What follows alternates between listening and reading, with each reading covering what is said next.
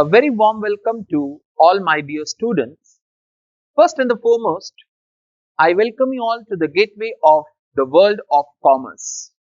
As the students of intermediate first year, you are entering into your intermediate level with the subject called commerce. Let me introduce myself. I am Santosh Kumar Jain from Department of Commerce, St. Joseph Junior College, Timalgiri, which is managed by Hyderabad Ajdaj Educational Society. It gives me immense happiness to stand before you and explain you about the subject called commerce. So let us start with the introduction to the subject of commerce. First and the foremost, we are supposed to know what does the word commerce it means. It's very simple to understand that the word commerce, it means an activity which is dealing with exchange of goods and service. Just keep this basic in mind and then we'll go into the subject. Now here we are going to discuss few topics in the basics of introduction to business, like the history of commerce in India, about the classification of activities, about the business organization, that is its features, objectives and the social responsibility. So to start with, the word commerce is derived from the Latin word commercium, which means an activity which involves the exchange of goods and services. So here we are going to first look into the history of commerce in India. To be frank enough, commerce is as old as civilization, but it was unknown to the people till certain era. As you know that the civilization as it creeps, the new evolutions, they lead to the specialization. In that sense, we can group the phases of history of commerce into 6 different parts, or you can call 6 different stages. And the first stage is called as household economy. In this stage, we all know that the man was not that civilized, or you can say they were not civilized at all. And in this stage, only the priority was given to hunting, fishing, cultivation. In the sense, there were no commercial activities at all. There were no commercial activities at all, and that led only to the limited scope of the activity for themselves, for their livelihood. Slowly, as the man began to civilize himself, as the population started to increase, the people started to shift from one place to another place, and that led to the community development, which we call as races. And in this stage, the people started to have their own occupation.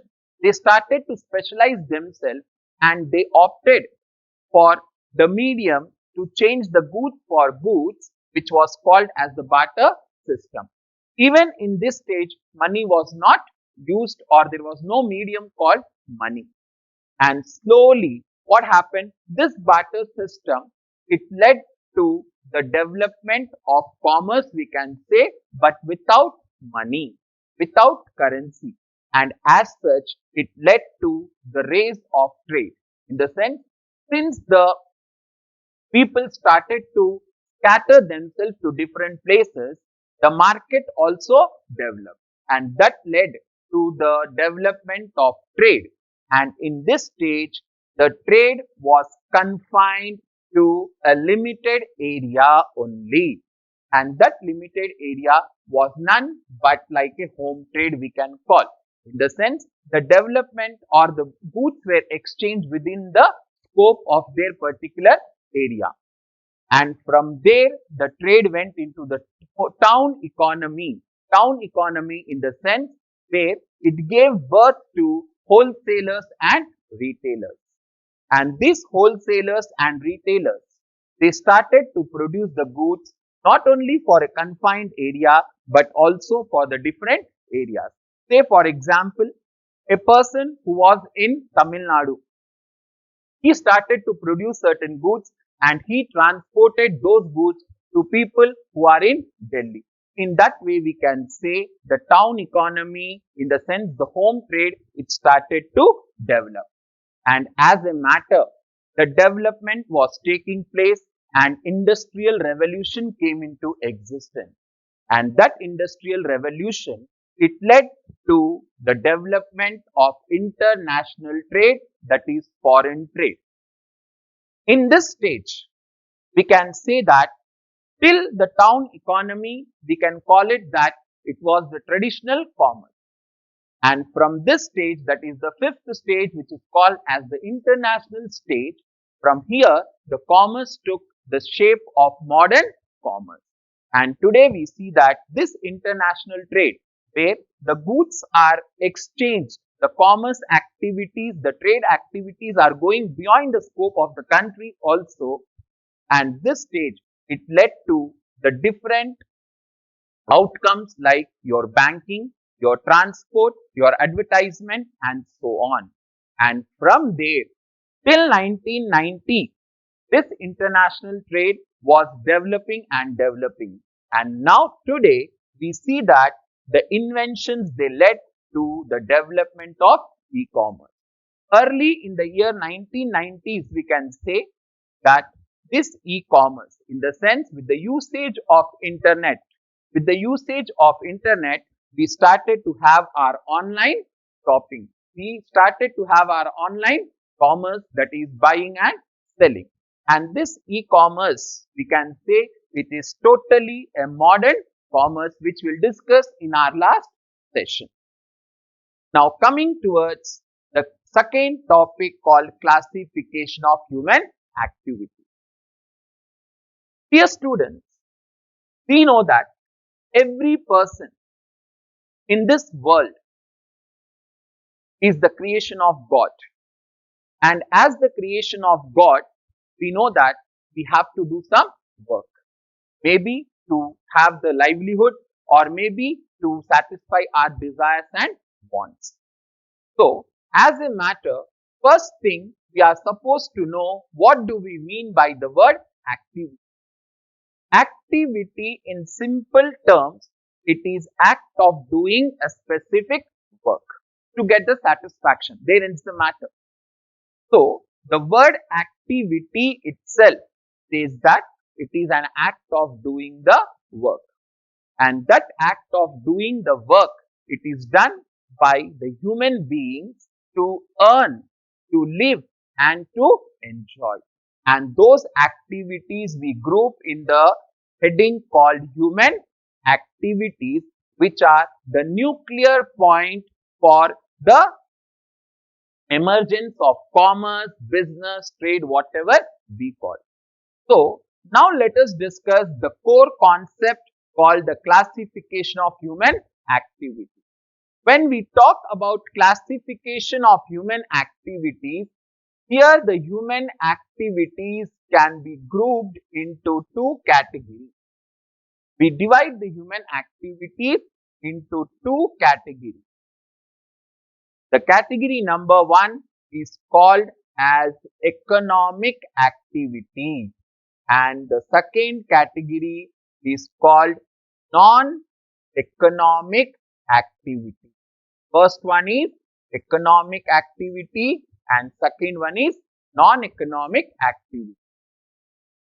Now these two activities, we can say they are the focal point for the entire subject of the commerce. So first let us see about the non-economic activity, then we'll come to economic activity. When we talk about non-economic activity is an activity which is done by a person with the motive of rendering services. It is not done to earn the profit.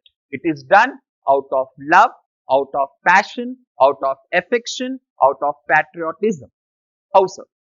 Say for example, when your mother is cooking food for you, It means that she is not expecting anything in return from you, but she expects only your love and affection. Thereby, we call that as non-economic activity. In the similar manner, when you help a blind person to cross the road or you make him to cross the zebra crossing, it means that you have done a non-economic activity. Once you make the person to cross the road, you will not expect him to give you 10 rupees or 20 rupees. Thereby, such activities are called non-economic activities. That is to say, those activities which are done with service motive are called non-economic activity. Their main focus is to render the services. Since the element called profit is not included in this particular activity, they are falling beyond the scope of the commerce. That is, we don't consider them into the business activities. But let me make it one thing clear. We have certain organizations like non-NGOs we call, they come under non-economic activity. That we are going to see in the later session. Now coming towards economic activity. Economic activity is an activity which is done by an individual, by an human being to earn the profit. Service is not only the criteria in this economy or in the world. Even the profits, they matter. Thereby, the activities which are done by an individual to earn the profit are called economic activities. These economic activities are done with an intention to create the situation of commerce. And thereby, these economic activities, we group them into three broad categories. One is called as, the first one is known as your business. The second one is called employment, and the third one is called as profession. Now, here we'll take the opportunity to learn about each and every human activity, that is human economic activity. The first one is business, the second employment, and third is your profession. Now, coming towards the discussion on business. This is a very wide topic, but for time being, we are going to see only the narrow terms. What does the word business it means? Later, we are going to see the features and the objectives and its responsibility in detail. So, first and the foremost, when we take the word business, it means, and it is derived from the Latin word busy. Keep in mind, it is derived from the Latin word busy. And the word busy itself, literally it means keeping oneself engaged in some or the other activity. And why to keep someone into an activity? That activity which he keeps himself is called as state of being busy, and that is called as business. Today, you see across the world that there are many business. When you look at a particular person who is standing beside the roadside and selling the fruit, you say, sir, he is doing a business. Ma'am, he is doing a business. When you look at a person who is having a kirana shop, that is a grocery shop, you say he is conducting business. Like that, everyone knows literally that it is a activity which is done for what? To earn the profit. So here, the focus is, what does the business it means? The word business, literally it is described as state of being busy. And that state of being busy, it means that it is an activity which is involved with production, distribution, exchange of wealth. Exchange and conversion of wealth, in fact, we can say. And that activity is done by a person who is called as businessman. A person who organizes or who conducts the business is called as businessman. Even this businessman in the modern day, he is described as entrepreneur also. We can designate him with the entrepreneur.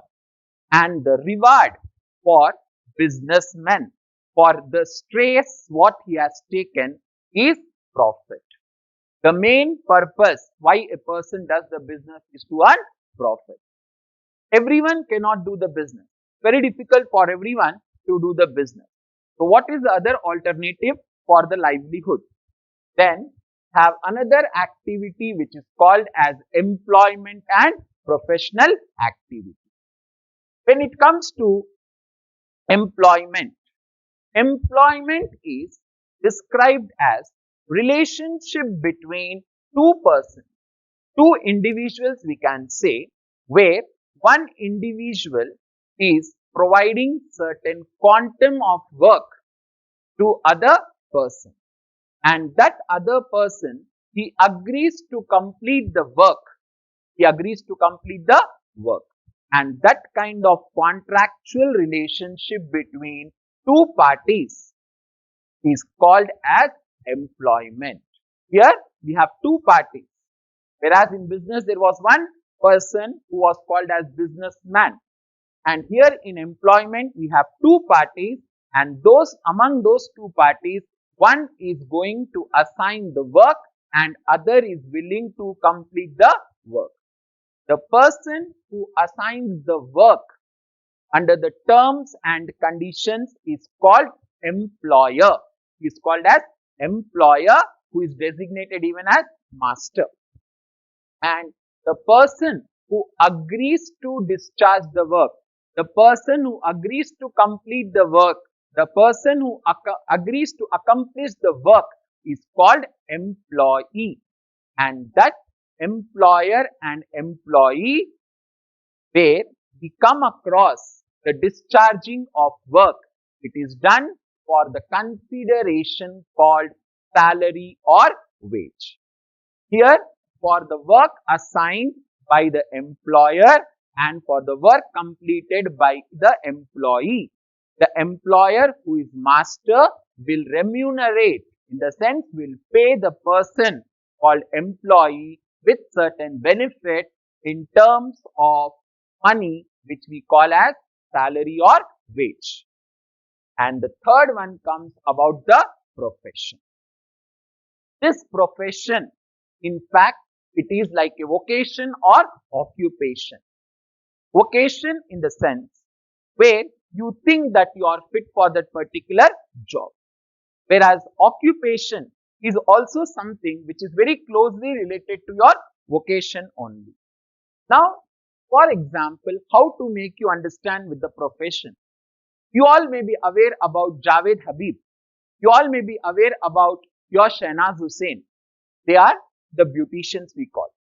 Similarly, Sanjay Kapoor is a master chef.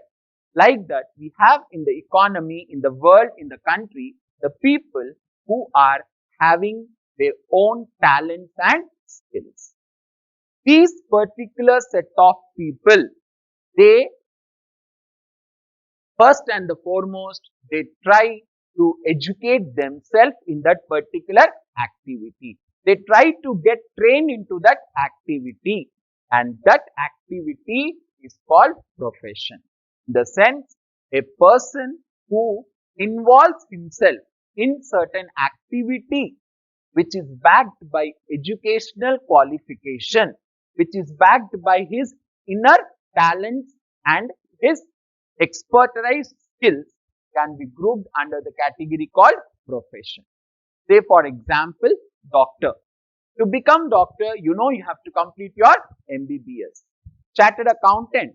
To become a chartered accountant, you have to complete your CA course. To become lawyer, you have to complete your bachelor's of law. In the sense, compulsory educational qualification is an essential element for becoming a professional.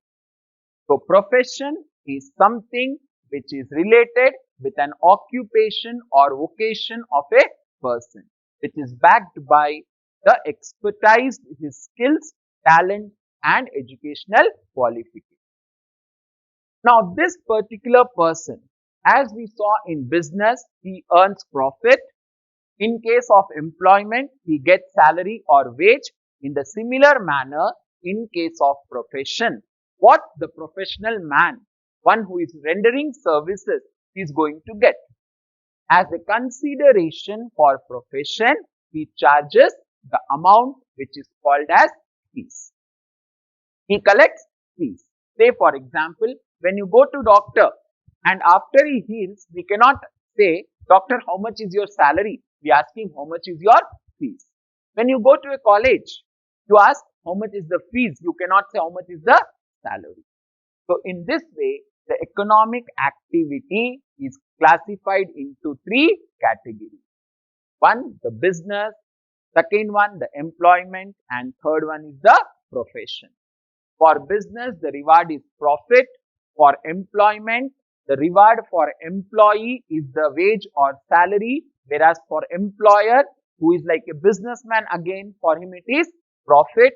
Whereas for the profession, it is fees which he collects from his clients. This is the broad classification about the human activity. Now coming towards the third part, which is the most important part for discussion, is about the features of business. How to analyze the business, how a business looks. What are the characteristics if I want to call that it is a business? So, there are few characteristics of business which are given, and those characteristics, when they are fulfilled, it is called as business. And the first character, what we come across, the features of business, we can say that the first character is, it is an economic activity. As I said that the first feature of business is an economic activity. It means that basically an activity which is done with an intention of producing goods and services and to earn the profit is called an economic activity. This is the basic characteristic feature of business. The second characteristic feature of business is the profit motive. Every business activity, any business activity which is done, it is done with an intention to earn profit. Profit is that element which is required by every business to sustain, to grow, to expand. Without profit, you cannot think about a business activity. So, profit is regarded as the basic element of business. Why? Because if there is no profit motive, then that goes into the non-economic activity, whereby the element called profit motive is. Then how to earn the profit? They say that the profit is to be earned with all the legal means. One should not follow illegal methods or should not follow the malpractices like wrong weights and measures or charging high prices. Profit should be earned but with all fair means. Then the third feature says that there should be continuity. The third feature says that there should be continuity. Continuity means what? Business itself is to done on regular basis. There should be continuity of transaction. It should not be in isolation. In the sense, for example, today if I buy a bicycle and if I sell to my friend, I cannot call that as a business activity. But same, if I establish a shop, a unit, and in that if I sell cycles regularly, then it becomes my business. Similarly, say for example, if I am cooking at my home as a master chef and serving to my own family members, it doesn't constitute business.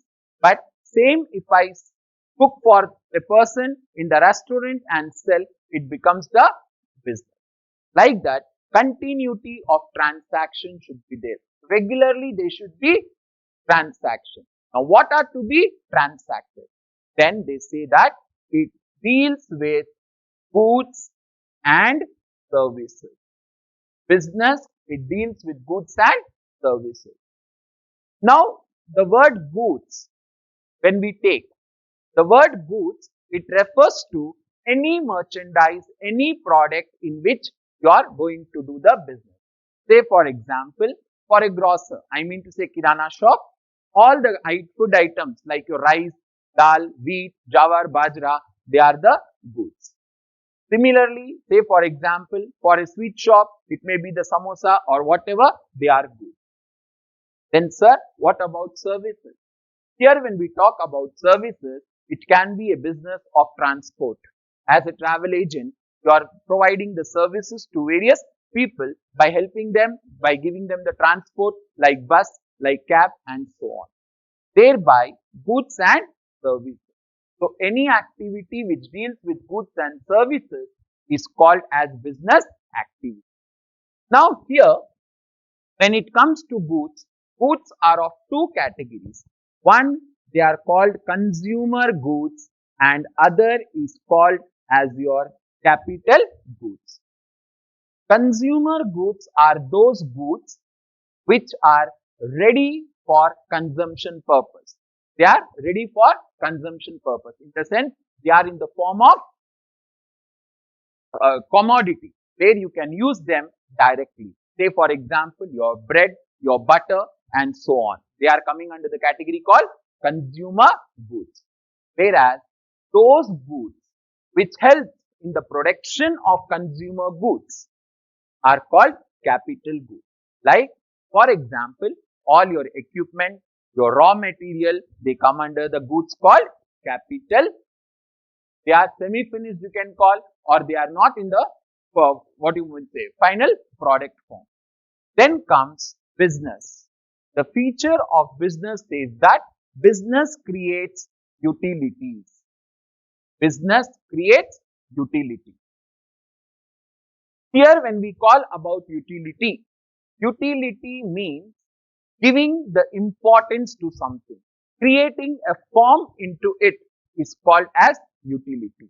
As we know that there are four types of utilities: place, time, form and these utilities are to be created. For example, business helps in creating utility, means to say that it creates importance in that product. For example, log, wooden log, I mean to say, when it is in the forest, it is of no use.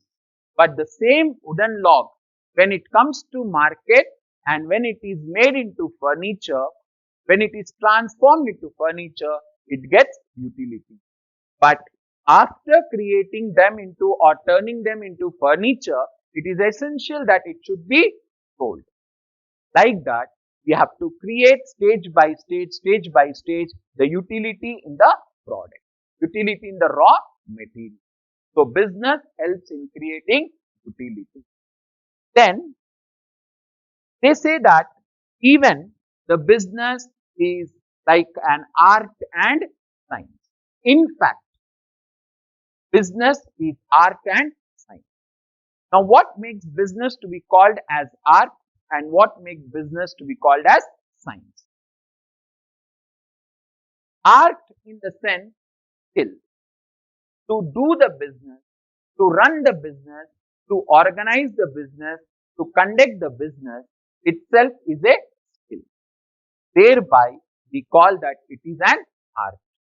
And while conducting the business, while fulfilling the business activities, we need to follow certain principles and laws. And that reason we call business as art as well as science. As it involves the skill and it is backed by certain principles and laws, we call it as art and